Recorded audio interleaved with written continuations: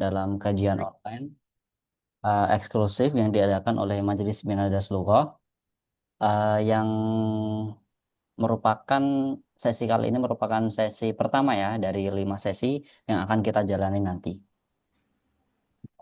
Sebelum itu, yang kami hormati pengasuh Majelis Taklim Binadas Lughah, Ning Ria Jazuli beserta tim Binadas Lughah. Yang kami hormati juga kepada narasumber para asatidah yang sudah hadir. Yang ketiga, kepada teman-teman Binadas Lughah yang selalu aktif dan mengikuti kajian pada malam hari ini. Sebelum itu, saya izinkan membacakan profil Majelis Binadas Lughah dan profil dari narasumber kita pada malam hari ini. eh Sebelumnya, teman-teman mungkin sudah tidak asing dengan Binadas Lughah, yakni Majelis Taklim yang didirikan oleh Ningria Jazuli, alumni dari Amsilati dan Manbaul Quran dari Sampang, Madura, Jawa Timur. Nama lengkap beliau yakni Ning Lailatul Badriatus Sofa, yang menggagas dan mengkoordinir sejumlah alumni Amsilati Pusat dari seluruh Nusantara untuk bergabung dalam Majelis Taklim ini.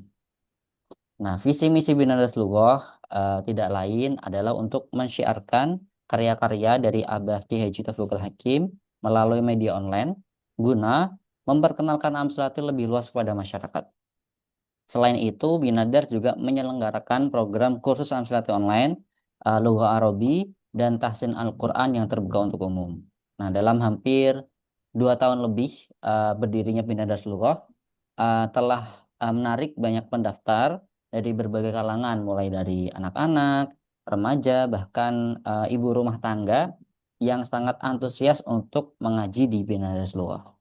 Nah, setelah beberapa bulan berdiri, Binadas memperoleh izin operasional dari Koordinator Wilayah Madura serta dukungan penuh dari pengasuh Ponpes Darul Falam Selati, yakni Kiai Haji Taufiqul Hakim. Dengan izin dan dukungan tersebut, kini Binadas telah diakui secara resmi sebagai yayasan pendidikan oleh Kementerian Pendidikan Indonesia.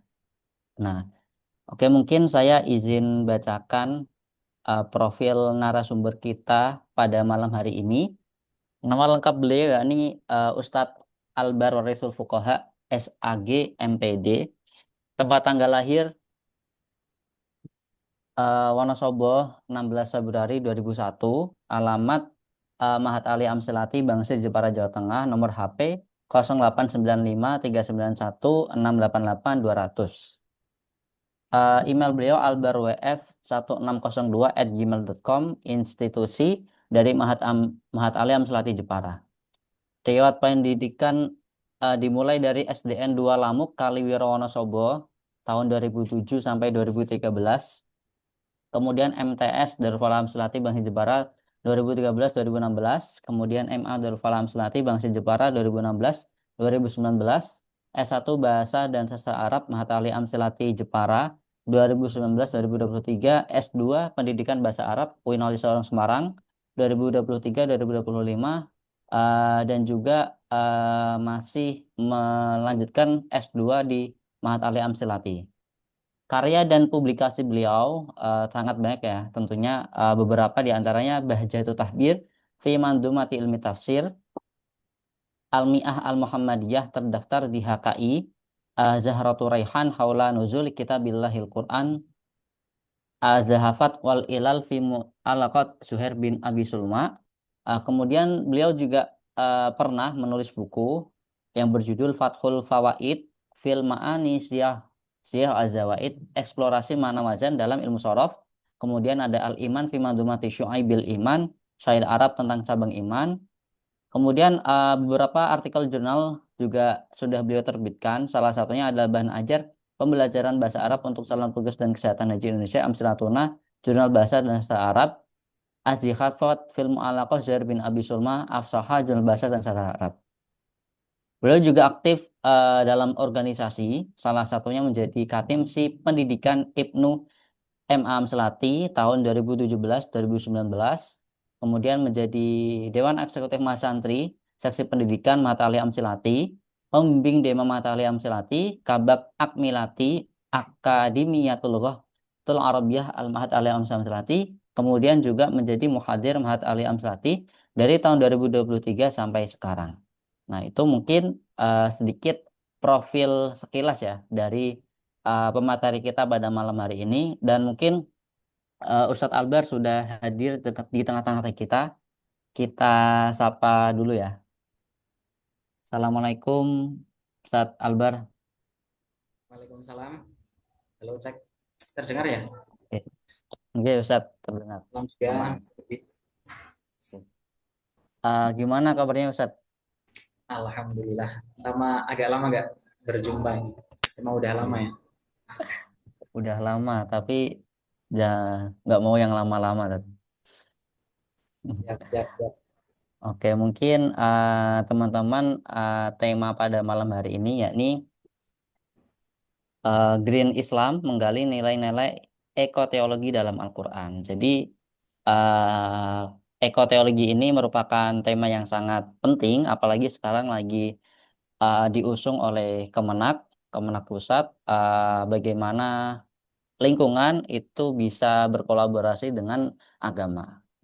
Tanpa berpanjang kalam, kami aturkan waktu dan tempat kepada Alusat Abra. Disilakan.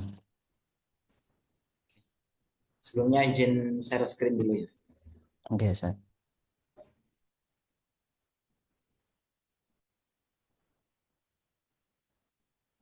Kelihatan ya?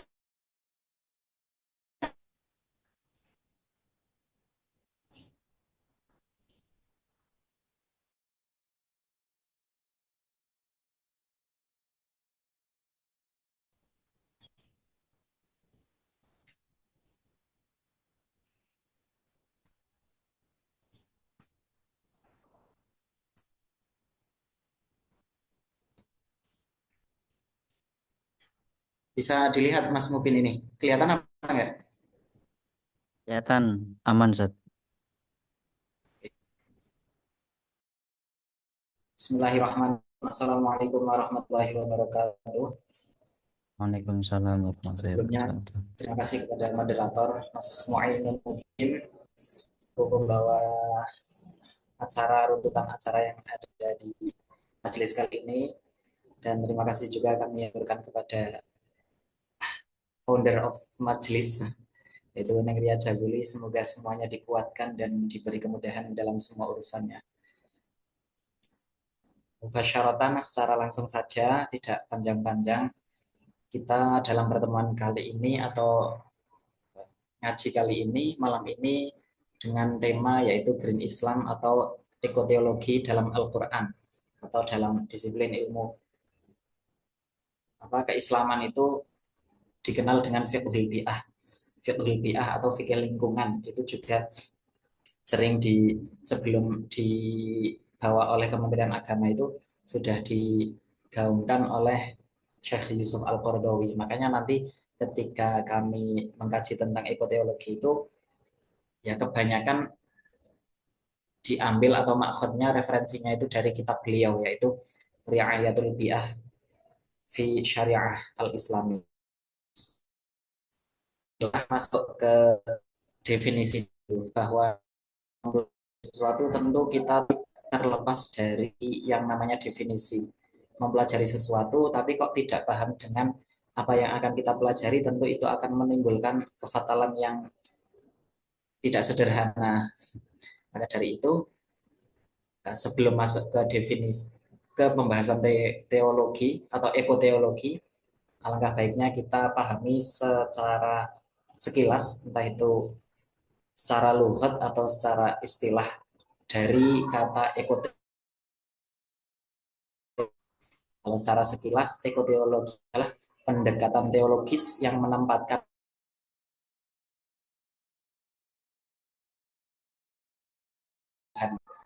bahwa kita saat mempelajari istilah ada yang namanya mustaq, ada yang namanya jamid. Ekoteologi itu mustaq, statusnya terambil dari kata eko, teo, dan logos. Eko itu mengarah ke ekosistem, lingkungan. Teo itu dari teologi yang langsung kaitannya ke Tuhan. Terus logos ketika digabungkan pada intinya yang mengarah ke bagaimana sistem ekosistem yang ada di alam semesta ini itu terkoneksi dengan Tuhan secara langsung, bukan secara tidak langsung. Dan dalam perspektif Islam, nanti teologi itu berpijak pada tiga dasar poin yang sudah di spill atau yang sudah di-up oleh Kanjeng Rasul Muhammad SAW yang terhimpun pada 3 poin dalam kitab Ri'ayatul Bi'ah. Yang pertama, kenapa kok harus mempelajari ekoteologi? Pertama, memperhatikan dan menimbang alam adalah ayat kauniyah, alam semesta, entah itu alam alam fisik maupun alam metafisik, semuanya itu adalah ayat kauniyah atau ayat yang tidak berupa teks, tapi ayat yang bisa diindrawi secara langsung. Terus yang kedua adalah berdasarkan manusia adalah khalifah fil ard, sebagaimana yang tertera dalam suatu ayat, inni ja'ilun fil ardi khalifah, bahwa ketika Tuhan akan mengutus manusia itu bukan asal ngutus, tapi sekaligus ada jabatan yang dia sandang saat itu juga, yaitu gelar khalifah atau pemimpin, minimal untuk diri sendiri, dan nanti kalau tidak minimal ya berarti melebarnya ke alam sekitar, bahkan lingkup nasional atau internasional gitu ya. Terus yang ketiga, bahwa seseorang yang melakukan kerusakan lingkungan, wala tufsidu fil ardi ba'da islahiha wala tamshi fil ardi maroha, atau ayat yang hanya larangan ancaman, larangan untuk mengeksploitasi, larangan otomatis kalau merusak bumi berarti melanggar aturan. Kalau melanggar aturan berarti sebuah pengkhianatan.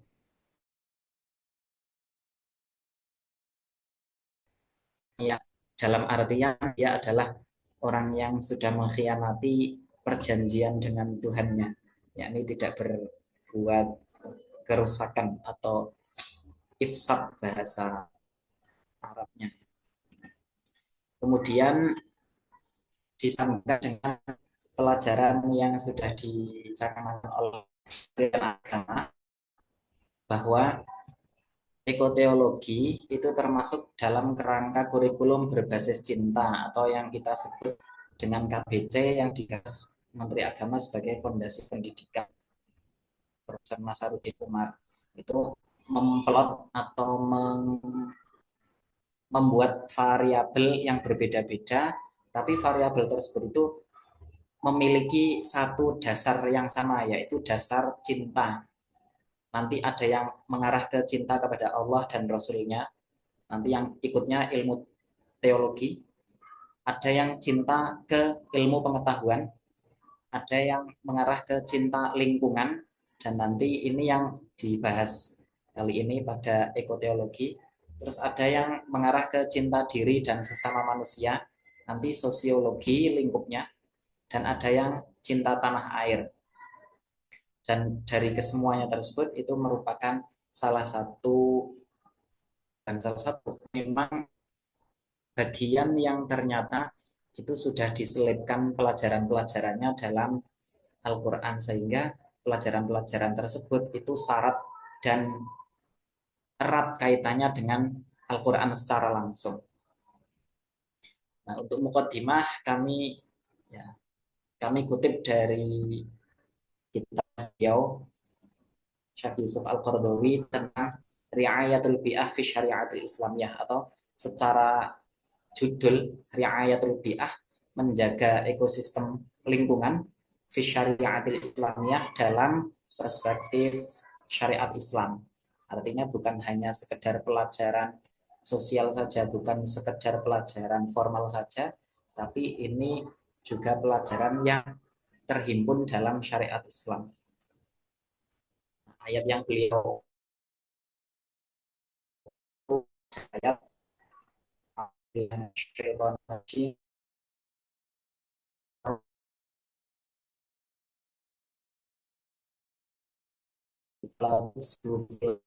islahi da'uhu khawfa wa tama'a Inna ini sekilas sekilas ayat ini menyinggung seputar bahwa ekosistem dunia itu sebelumnya sudah tertata dan sudah teratur dan juga terstruktur. Lalu muncul ayat ini jangan kali itu ada istilah jangan bumi ini setelah bumi itu teratur dan terstruktur itu merupakan salah satu warning atau garis merah yang perlu dinotis oleh siapapun itu, baik muslim maupun non muslim, lingkupnya sangat umum. Nah, ini merupakan gagasan ayat yang dibawa oleh Syekh Yusuf Al-Qaradawi dalam membawa gagasan riayatul bi'ah atau ekoteologi.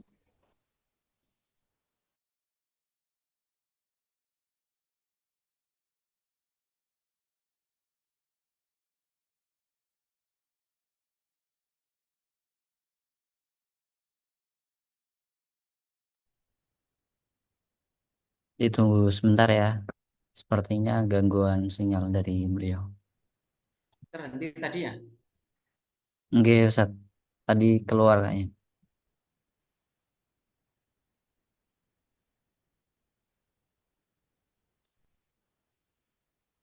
Sudah muncul kembali Mas Mubin.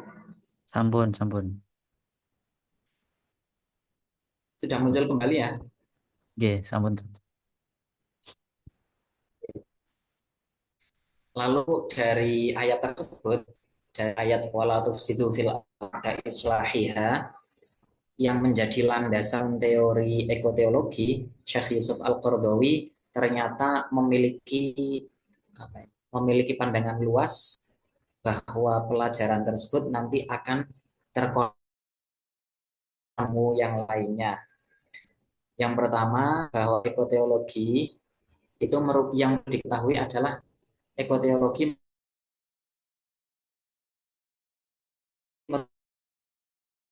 yang pertama, ekoteologi terhubung dengan kajian usul atau ya ilmu kalam, ilmu Tuhanan, ilmu ketuhanan secara langsung, diurutkan di nomor 1. Terus yang kedua yaitu ekoteologi, nanti kaitannya dengan ilmu tazkiyah, ilmu tazkiyah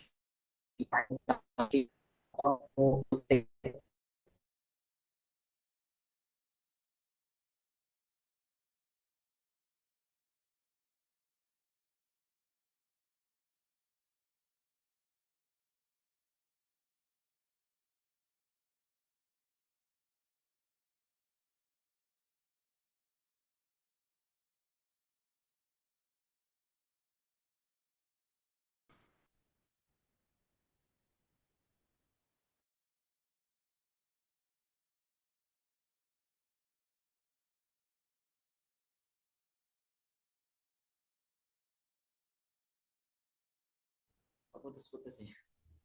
Terus kemudian setelah itu ada ekoteologi, nanti kaitannya dengan syariat atau ilmu-ilmu fikih yang kesehariannya itu kita terapkan, ilmu praktis atau ilmu terapan.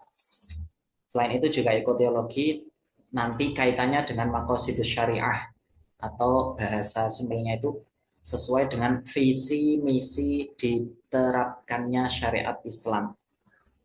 Dan yang terakhir, beliau mengoneksikan ekoteologi itu terhubung dengan ulumul Quran atau ilmu Al-Quran secara umum. Secara umum nanti semua segmen bagian yang terhubung dengan pembahasan ekoteologi atau pembahasan lingkungan, perhatian kepada lingkungan.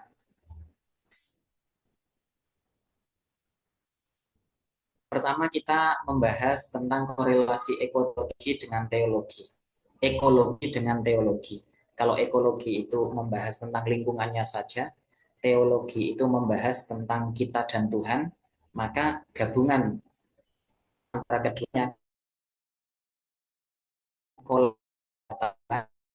yakni ekologi antara,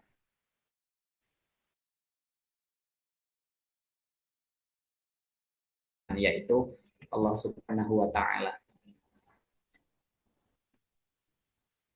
Kami bacakan dari kitabnya dulu, tabarukan. Bismillahirrahmanirrahim. Ilmu usuluddin wa ri'ayatul bi'ah. Kaitan antara ilmu teologi dan ilmu ekologi atau ilmu lingkungan. Ama ilmu usuluddin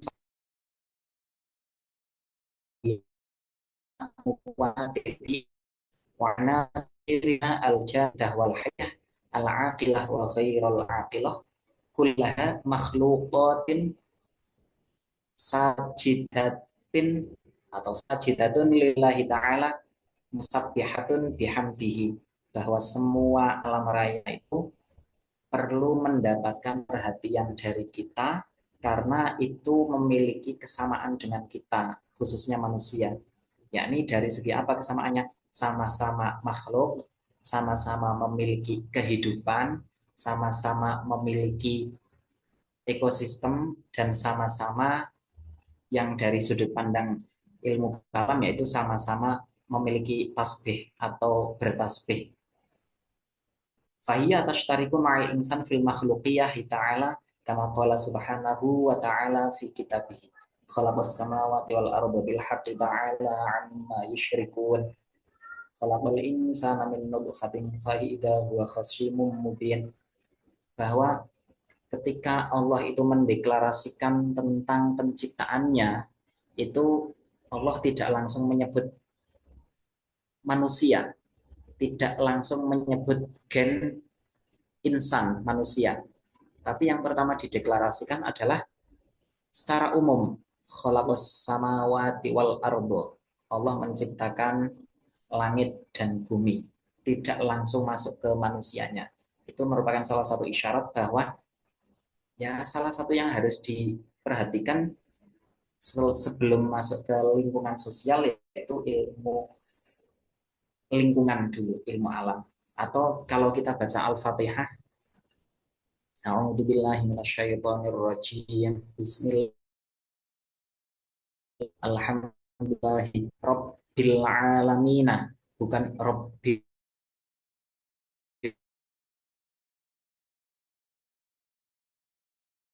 yang me, yang menuhani manusia itu bukan, tapi menggunakan rabbil alamin yang menuhani alam raya. Nah, alam raya dominannya bukan manusia, tapi ya selain manusia dominannya ada air, ada tanah, ada lain-lain planet-planet yang lain itu termasuk ala alamin. Nah, dari tersebut khalaq sama wal ardu bil ta'ala amma yusyrikun khalaqal insana min nutfatin fa idza huwa khasimun mubin, itu merupakan isyarat Quran bahwa lingkungan dan manusia itu sama-sama mendapatkan tempat yang istimewa dalam penilaian Al-Quran atau penilaian Tuhan. Kemudian korelasi ekoteologi dengan ilmu tazkiyah atau ilmu sufistiknya, nanti yang kaitannya dengan hati. Bahwa kalau dalam ilmu tasawuf itu ada yang namanya keserakahan, eksploitasi, israf, atau penyakit-penyakit hati yang lain. Nah, ternyata itu tidak hanya berlaku pada kaitan antara manusia dan manusia, tapi juga menjalar hubungannya antara manusia dan alam raya, dan alam semesta, dan alam sekitar. Maka ketika seseorang itu memiliki tindakan atau memiliki karakter yang buruk terhadap lingkungan sekitar, tentu orang tersebut juga memiliki poin yang minus dalam pembelajaran atau dalam sudut pandang tazkiyahnya atau ilmu suluknya. Kami bacakan di kitabnya itu. Wa amma ilmu suluki wa tazkiyati au ilmi tasawufi wasilatihi bil bi'ah wa ri'ayatiha fali anna hadhihi ri'ayah tadkhulu fi dairatil khuluq alladzi huwa ahadu ruknai tasawufi kama arafahu ahaduhum faqala huwa as-sidqu ma'al haqqi wal khuluq ma'al khalqi, bahwa poros poros ilmu tasawuf nanti berporos ke dua titik, yakni as-sidqu ma'al haqqi,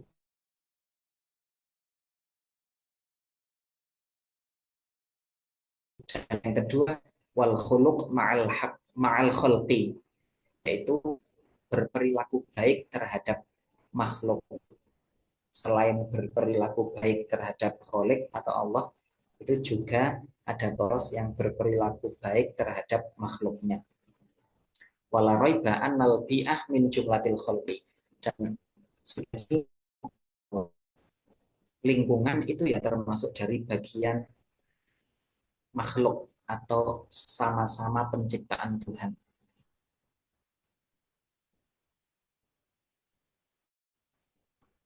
Dan itu juga ada kutipan dari kitabnya wa min a'dhamit taujihat al-islamiyah nisbah ila atau rekomendasi yang sangat-sangat dianjurkan, yang sangat-sangat direkomendasikan oleh Islam, yaitu al-ihsan bil bi'ah bikulli anasiriha, yaitu harus memperhatikan dan nguri-uri atau menghidupkan atau memperbaiki semua lapisan lingkungan. Yang pertama, al-ihsan bil insan, baik dengan manusia itu jelas. Wal ihsan bil hayawan, baik terhadap hewan, entah itu hewan yang selama hewannya itu bukan hewan yang membahayakan, burung atau apa ikan-ikan atau yang lain sebagainya. Wal ihsan bin nabat, ada juga rekomendasi untuk berbuat baik terhadap apa, tumbuh-tumbuhan, kepada nabati. Wal ihsan bil ma, berperilaku baik terhadap air, salah satunya nanti dengan tidak melakukan pencemaran air.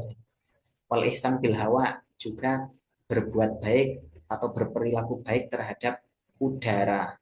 Tentu semua elemen tadi itu dilibatkan pada perlakuan jiwa, bisa dinilai apakah jiwa tersebut itu baik atau buruk. Kalau perlakuan dia terhadap salah satu dari unsur yang disebutkan tadi itu kok buruk, air pada tumbuh-tumbuhan itu kok buruk, berarti itu bisa menjadi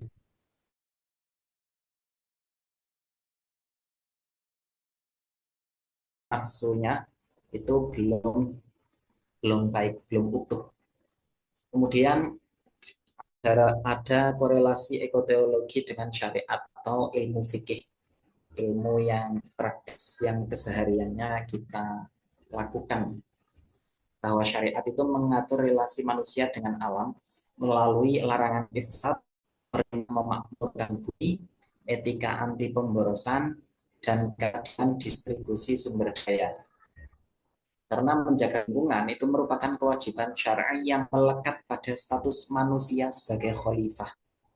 Dengan konsekuensi hukum dan moral atas setiap kerusakan ekologis yang ditimbulkan, maka seseorang yang melakukan kerusakan tentu moralnya juga rusak.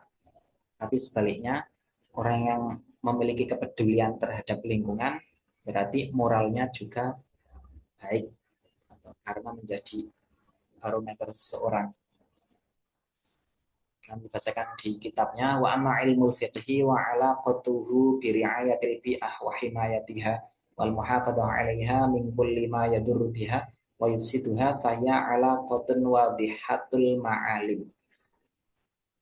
Kaitan dengan ilmu fikih nanti itu sangat bisa tergambar ya, sangat bisa tergambar, sangat bisa melekat, sangat melekat dengan perilaku-perilaku yang dilalui atau yang dilakukan oleh orang-orang mukallaf, orang-orang yang hidup di bumi ini tentunya. Karena wa min sama qarrara fuqahaul islami anna syariah al-islamiyah hakimatun ala jami'i af'alil mukallafin bihaitsu la yakhlu fi'lun minal af'al an hukmin an hikamin min hadhil ahkam an hukmin min hadhil ahkam asy-syar'iyyah. Karena ilmu syariat itu yang menjadi ukuran, menjadi patokan atau menjadi apa ya namanya, undang-undang yang mengatur seseorang mukallaf itu, yang sekiranya nanti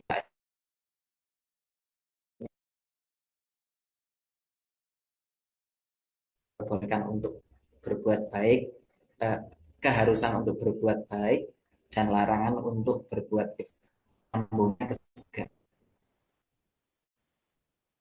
Terus ada lagi korelasi ekoteologi dengan maqasidus syariah, bahwa setelah kita mempelajari ilmu fikih atau ilmu syariah, itu ada yang maqasidus syariah atau visi misi yang harus dicapai setelah melaksanakan ilmu syariatnya. Kalau kan andaikan kok itu satu poin saja itu tidak terpenuhi dalam melaksanakan fikihnya, maka hukum fikihnya itu agak bisa berubah dalam tanda kutip ya. Seperti nanti ketika sholat dalam kondisi dalam kondisi biasa normal, maka tidak boleh untuk membatalkan, tidak boleh untuk berlari atau sebagainya. Tapi kalau dalam kondisi tertentu, maqasidus syariahnya itu kok tidak tercapai, salah satunya ada hifdzul mal, menjaga harta. Nanti kalau ada orang yang sholat, terus misalkan HP-nya ditaruh di depannya, andaikan kok HP-nya itu diambil oleh orang lain, misalnya akan dicuri, ya diperbolehkan untuk dibatalkan sholatnya atau sambil lari bahkan, karena ilmu syariat itu juga harus diselaraskan dengan makosidnya. Nanti ada poin-poinnya makosid itu mengarah ke mana saja. Bahwa ya, makosid syariah, makosid syariah itu sebagai penegasan atau sebagai pijakan bahwa pelestarian lingkungan adalah prasyarat perlindungan jiwa, keberlanjutan generasi, penjagaan sumber daya, dan keberlangsungan ibadah. Nah, nanti andaikan kok ada satu poin yang tidak bisa terpenuhi, berarti ya di situ ada yang human error, ada satu hal yang berarti terlewati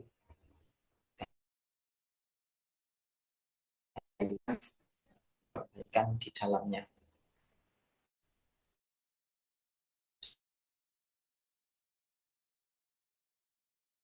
Tujuan utama syariat. Nanti tujuan utama syariat itu ada keberlangsungan ibadah. Kalau sekiranya eksploitasi bumi itu kok bisa mengganggu keberlangsungan ibadah, nah berarti eksploitasi itu sudah melewati batas maqasidus syariah yang harus disudahi atau kalau bahasa resminya dicabut, dicabut izinnya atau apa istilahnya.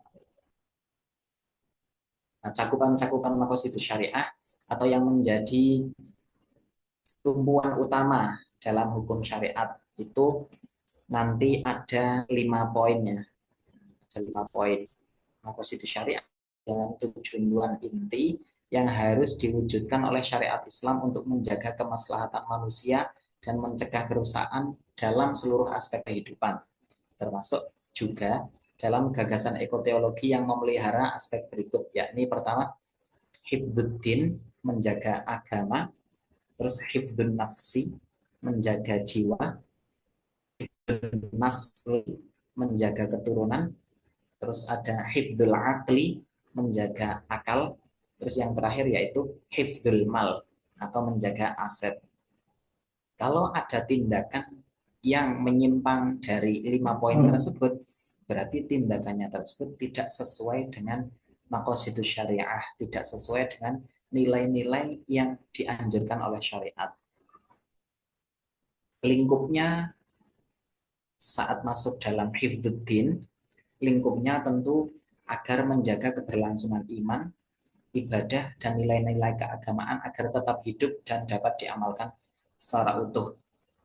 Ketika satu poin saja ini kok terlewat atau hilang dalam satu tindakan keseharian kita, maka tindakan itu tidak sesuai dengan nilai-nilai syariat. Jangankan jangankan yang kaitannya dengan lingkungan, yang kaitannya dengan individual saja, yang saja, andaikan kok satu nilai ini kok terganggu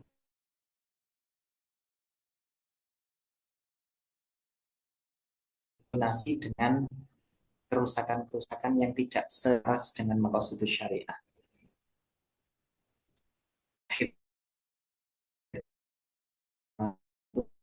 Menjaga keselamatan atau kelangsungan hidup manusia secara fisik, secara fisik ya jelas dengan tidak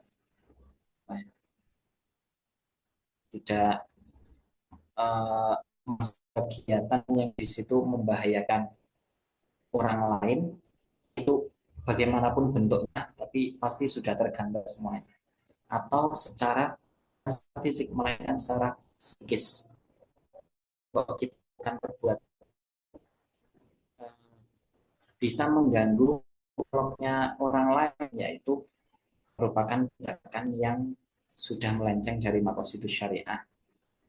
Ada hifdzun nasli, ada menjaga keberlangsungan generasi secara biologis, sosial, dan moral. Dalam ekoteologi atau menjaga lingkungan, nanti ini kira-kira bisa bisa aman untuk generasi berikutnya atau malah justru menghancurkan.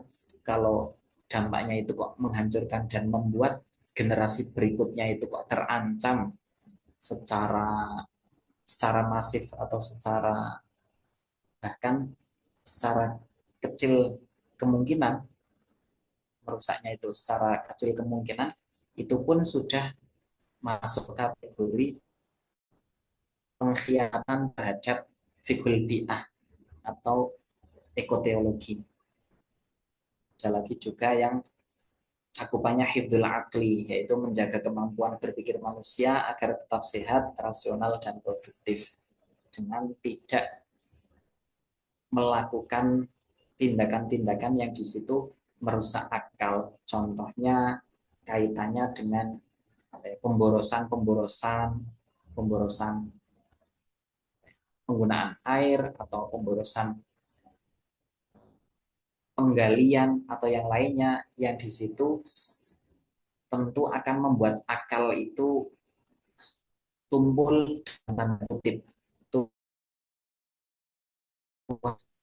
Saya memiliki lahan ini ya bebas saya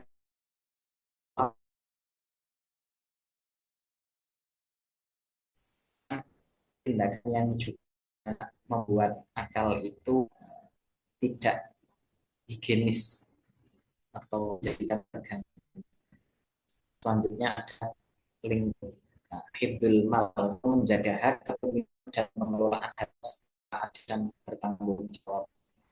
Sudah kita saksikan kalau kita berulang individual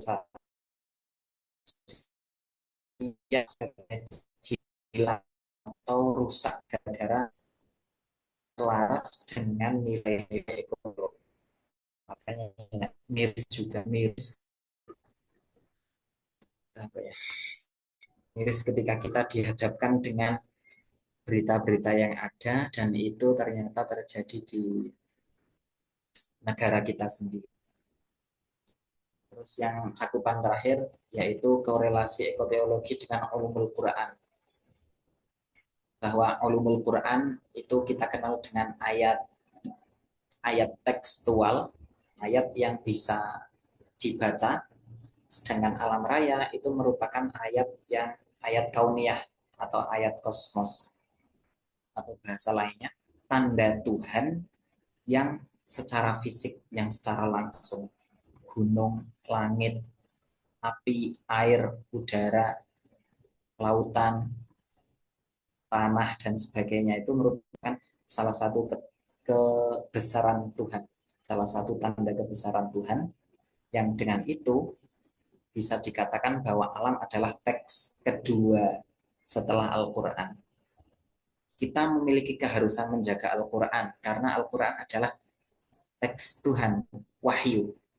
Tapi selain Al-Quran ada teks kedua dari Tuhan, yaitu berupa alam semesta. Kalau kita merusak teks Tuhan yang kedua, ya tentu akan membuat pemiliknya itu ya murka, bahkan bahkan lebih dari murka, karena sudah menyenggol tersebut.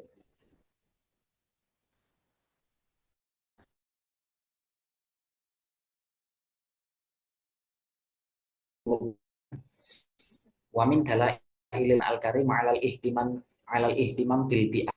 Salah di antara tanda-tanda bahwa Al-Quran itu peduli dengan ekologi yang akhirnya menjadi ekoteologi adalah anna jida adadan min suwarihi yusamma bi asma lil hayawanat wal hasyrat nabat wal ma'adin wa ba'di wahir atau tabi'iyah. Di antara tanda kepedulian Al-Quran terhadap ekosistem semesta itu kita dapat menemukan nama-nama surat yang di situ menggunakan judul judul alam semesta itu seperti gunung, hewan atau yang lainnya nanti dikaitkan dalam penjudulan surat. Contoh, fana jitu min asma iswar surat al-baqarah. Ada surat yang namanya surat al-baqarah, itu masuk ke kajian zoologi hewan. Wasuratul an'am zoologi juga, surat al-fil gajah, suratul adiyat yaitu apa, kuda-kuda, wala adiyat nanti ada yang kaul mengatakan itu kuda, ada yang mengatakan malaikat. Tapi kalau yang di sini adiyat diarahkan ke kuda. Nah, semua surat itu, surat Al-Baqarah, surat An'am, surat Fil, surat Adiyat, dan sebagainya, itu merupakan kajian zoologi atau hewan yang ikutnya dalam ekosistem alam semesta. Itu merupakan salah satu tanda bahwa Al-Quran juga melibatkan mereka, melibatkan unsur selain manusia dalam wahyu Tuhannya. Terus ada juga warna jitu suratan nahli, wa suratan namli, wa suratal ankabut, wa kulluha minal hasyarat. Ada surat yang di situ membahas semut, lebah, laba-laba, dan semuanya itu juga masuk di hasyarat atau hewani. Atau selain itu yang ekosifil Quran surat At-Tin, ada surat At-Tin,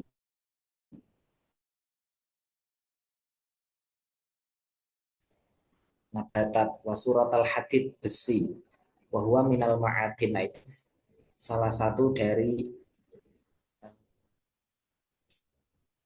unsur kandungan alam semesta, unsur kekayaan semesta yang disinggung dalam Al-Quran, Al-Hadid besi. Nah, minal ma'adin emas, itu juga itu surat bahwa minal dohir atau biaya ada petir, wadzar,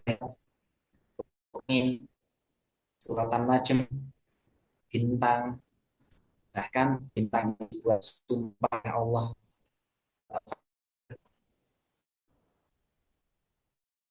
surat Syamsi, surat Wasyamsi wa duhaha, bahkan matahari merupakan poros dari perputaran bumi, itu dilibatkan dalam Al-Quran, dan itu juga masuk bagian ekosistem semesta. Surat Al-Lail, wa surat Al-Duha, wa surat Al-Asr, dan semuanya itu berkaitan dengan alam raya. Ada surat Tur, ada surat gunung, yakni Al-Jabal, ada surat Al-Balad, daerah atau teritorial Mekah, Al-Balad, ada surat Al-Ahqaf yang dari Yaman. Itu bukti yang nyata Al-Quran memiliki perhatian yang begitu dalam terhadap ekosistem yang ada. Karena kalau kita punya judulnya apa, nah, biasanya judul yang di situ dikaitkan dengan suatu hal yang kita itu ada perhatian ke sana, ada perhatian ke sana. Nah, ini Al-Quran membicarakan banyak hal, tapi di judulnya itu melibatkan alam semesta. Bukti bahwa ya, ada ada tempat khusus selain unsur-unsur semesta itu ada tempat khusus.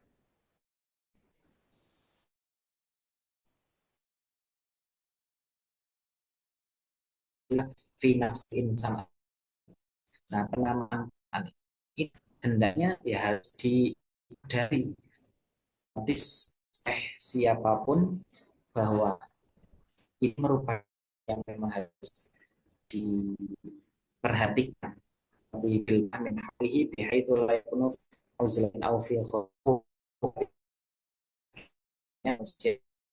dengan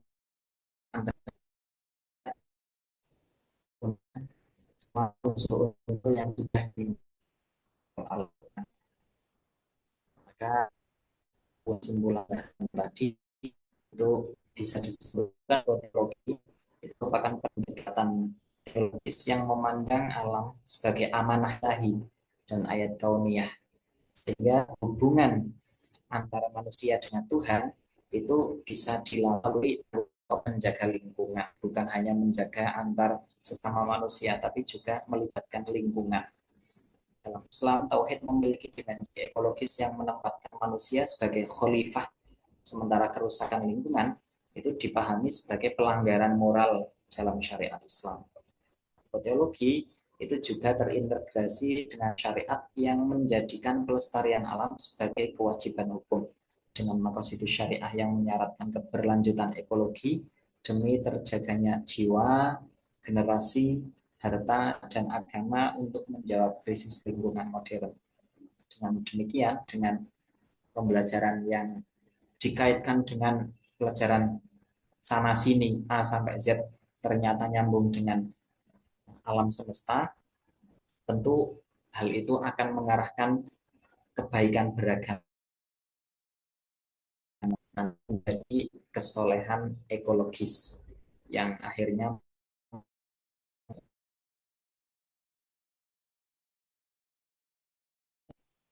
memiliki tanggung jawab moral dan fondasi keberlanjutan peradaban dalam penjagaan lingkungan.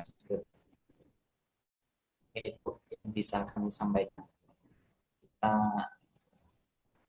kembalikan kepada moderator. Seperti itu. Oke, Alhamdulillah materi kita udah sampai slide terakhir.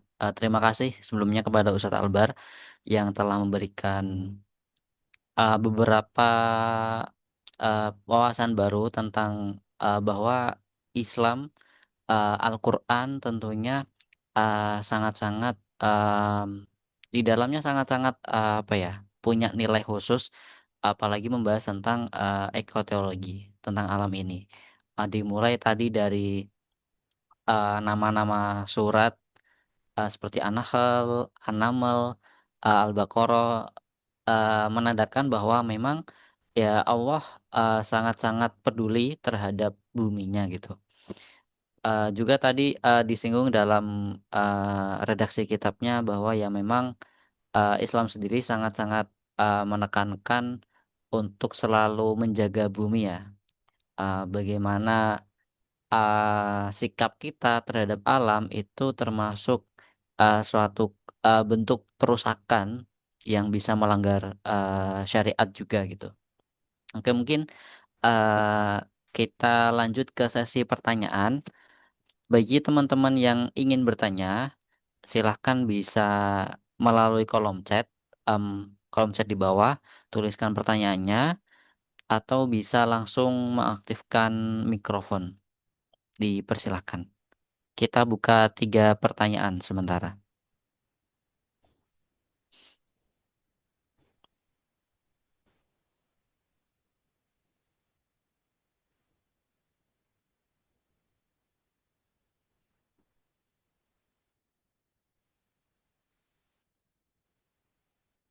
Oke, teman-teman yang ingin bertanya dipersilahkan ya.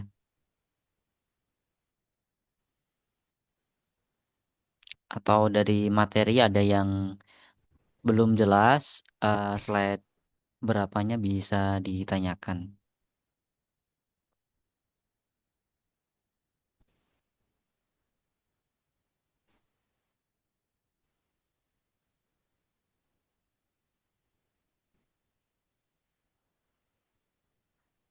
Oke, mungkin dari saya dulu mengawali set menunggu pertanyaan dari teman-teman peserta mungkin lagi mengetik di kolom chat.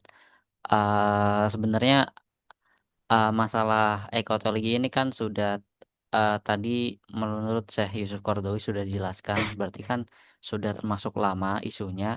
Namun apa ya, sepengalaman saya gitu hidup di Indonesia sejak kecil gitu, yang emang walaupun basicnya lingkungannya religi gitu kuat, tapi apa ya, pengingat dari tokoh agama, dari masyarakat sekitar tentang kesadaran akan lingkungan itu masih kurang. Berarti apakah ini menandakan bahwa uh, kesadaran lingkungan di Indonesia dengan agama Islam di Indonesia itu masih belum apa ya, masih belum sampai di Indonesia. Mungkin baru tahun-tahun ini itu baru diangkat kembali, Ustaz. Berarti mengaitkan kesadaran lingkungan ditautkan dengan kesadaran beragama gitu ya. Iya, betul seperti itu.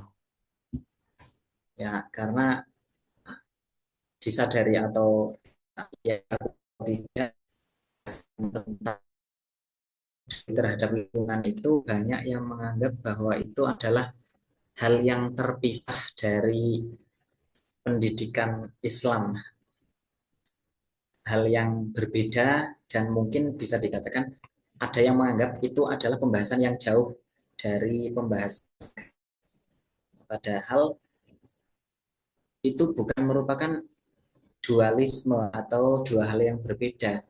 Justru itu adalah satu kesatuan menuju kesempurnaan iman ya, menuju kesempurnaan mempelajari ilmu ekosistem.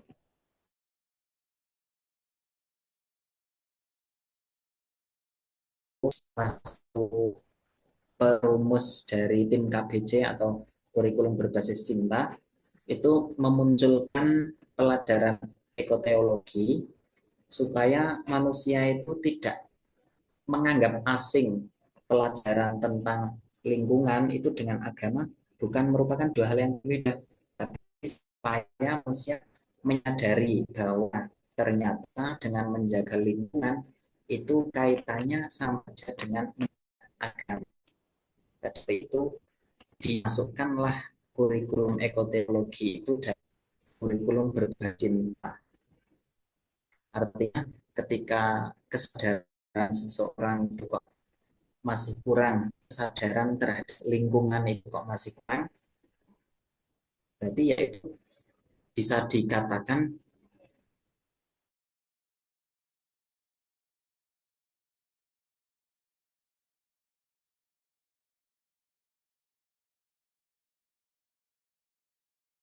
lingkungan ada sendiri. Yang padahal secara hakikatnya dua-duanya itu sama-sama dibahas dalam satu lingkup agama.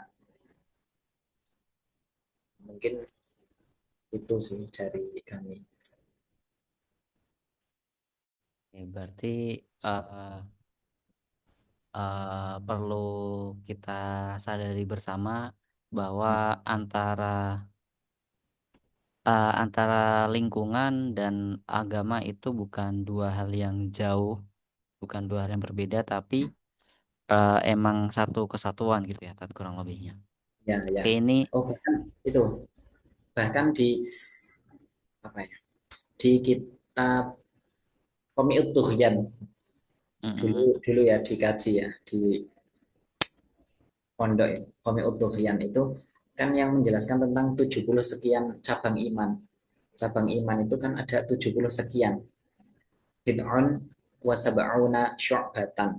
70 sekian cabang. Terus a'laha yang paling tinggi adalah la ilaha illallah, itu yang langsung dengan Tuhan, mengesahkan Tuhan. Terus wa adnaha,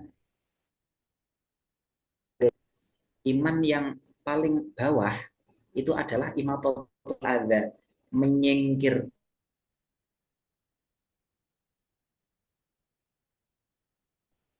monitoring dari lingkungan.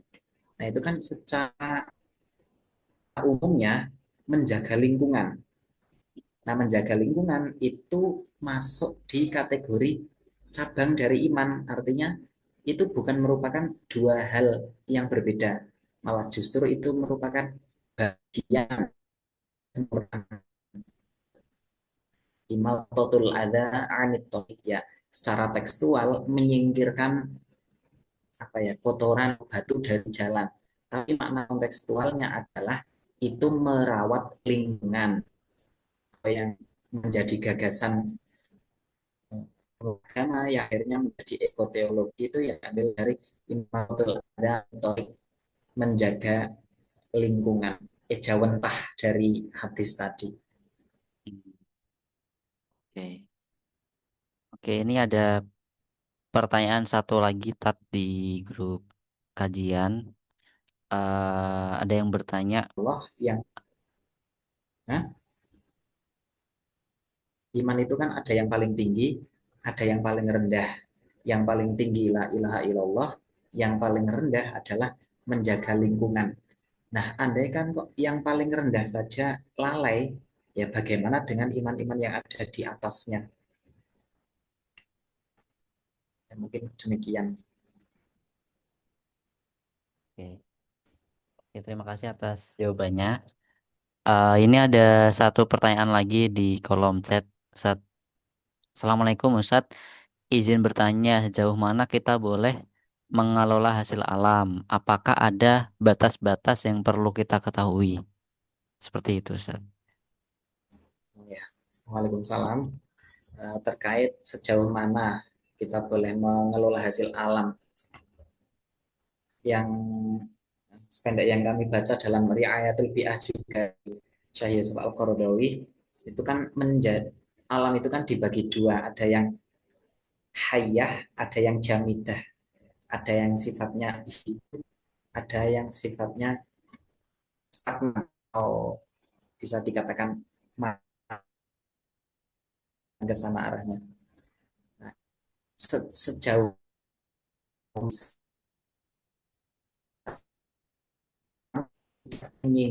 tidak menimbulkan lima unsur maqasidus syariah itu hilang pada lingkungan alam yang hayah, pada lingkungan yang kehidupan.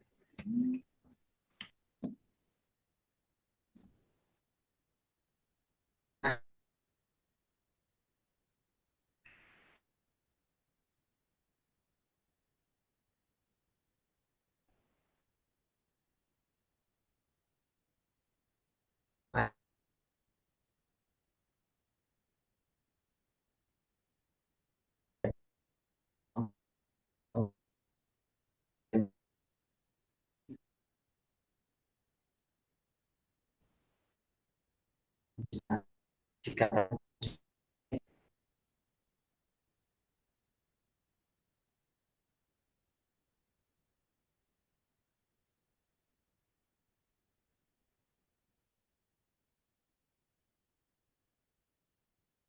Kita tunggu sebentar ya teman-teman.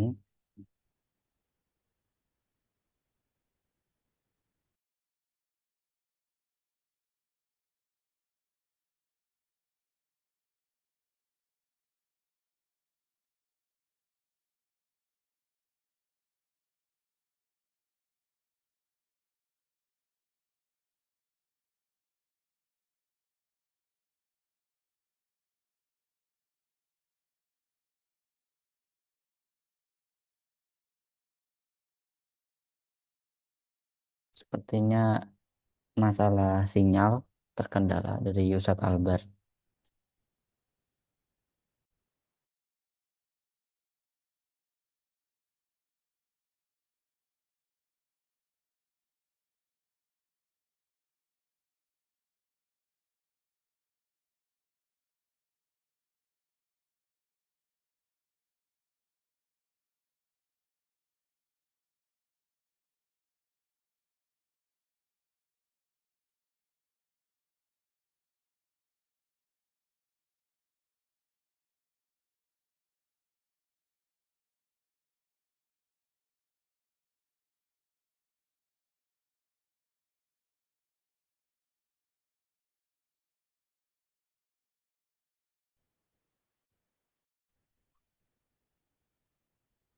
halo halo halo terhubung langsung Oke, sampun Tat. putus-putus. Halo, Cek cek. ya tadi Oke.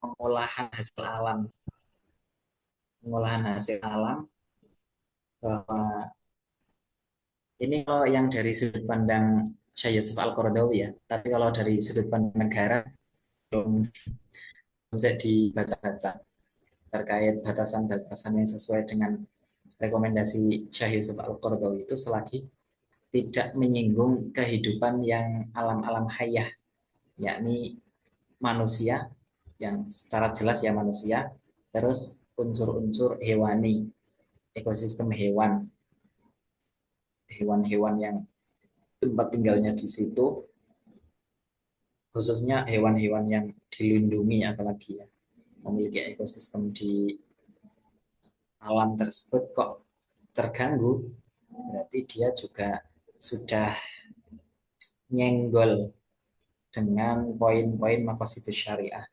Ya, artinya ya sudah agak nyenggol, sudah agak masuk ke ranah-ranah yang tidak dianjurkan sih. Itu kalau dari segi kita beriayatul bi'ah. Cuma kalau dari regulasi negara, belum sejauh apa yang ditulis di undang-undang. Belum kami pelajari secara mendalam. Oke. Terima kasih atas jawabannya Ustadz. Berarti kembali apakah pengelolaan hasil alam itu bisa mengganggu dari adanya makosid syariah seperti itu, dan tentunya tidak berlebihan gitu ya Ustadz.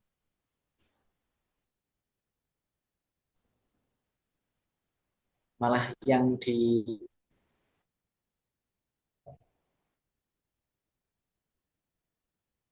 wala tufsidu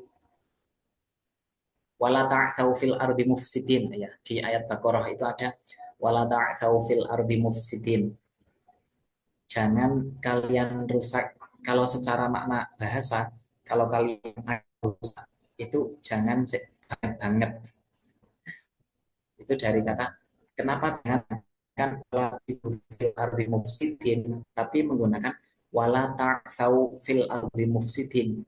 Karena kalau menggunakan wala tufsidu fil ardi mufsidin itu merusaknya secara jor-joran. Tapi Hmm. kalau menggunakan wala ta'thaw fil ardi mufsidin itu ada unsur fasadnya tapi dikit. Artinya untuk mengelola hasil bumi kok di situ ada dampak yang rusak sedikit saja yang tidak sampai mengganggu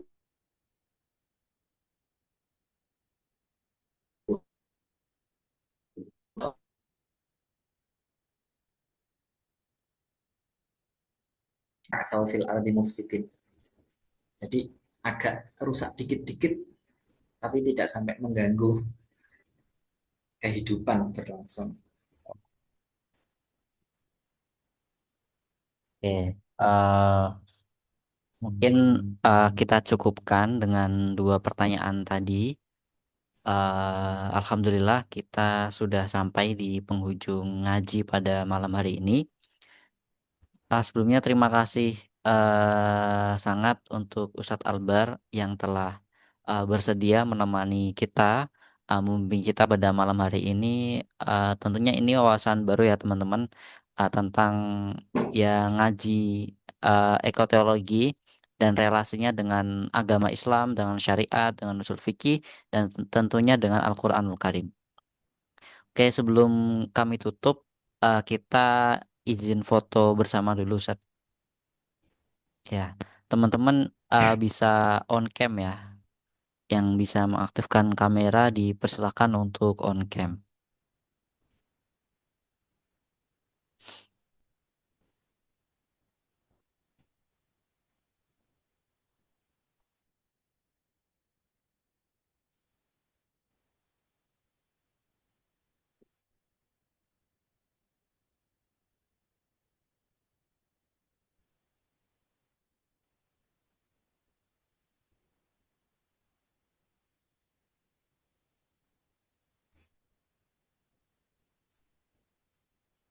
Ada Mas Oke, Alvan juga.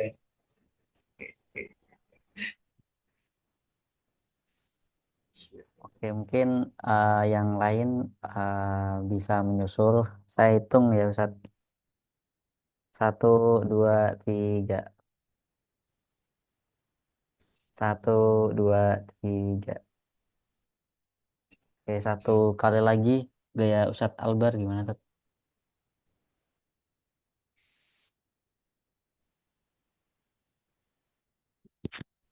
Oke, terakhir satu, dua, tiga. Oke, oke kita Alhamdulillah sesi satu Muslim Millennial Talks sudah kita jalankan bersama-sama. Terima kasih pada Ustadz Albar. Semoga apa yang disampaikan Masih bisa bermanfaat untuk kita semuanya dan juga kepada teman-teman peserta. Semoga bisa mengamalkan apa yang sudah kita dengarkan tadi. Dari kami selaku moderator, mohon maaf dan pamit undur diri. Assalamualaikum warahmatullahi wabarakatuh. Waalaikumsalam warahmatullahi wabarakatuh.